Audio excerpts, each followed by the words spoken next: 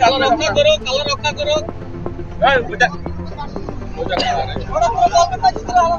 কালো রক্ষা করো,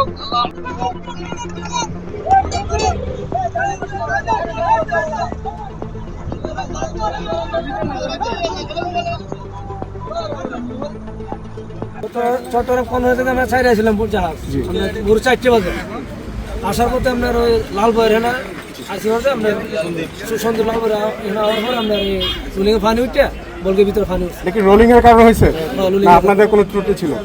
না না আমাদের কোনো ত্রুটি নেই, মানে আপনাদের শুধু ঢেউয়ের কারণে রোলিং? হ্যাঁ আর অনেকগুলো জাহাজ আছিল, অনেকগুলো জাহাজ আছিল, মানে আমাদের এটা দুর্ঘটনা করছে। বালকেট থেকে 7 জনকে উদ্ধার করা হয়েছে আমাদের মনসুর মাঝি। জি জি মনসুর মাঝি।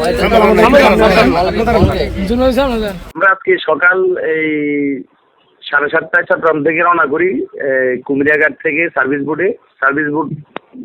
যোগে রওনা করার সময় মাঝ পথে একটা পাথরের বলগেট ডুবে যায়।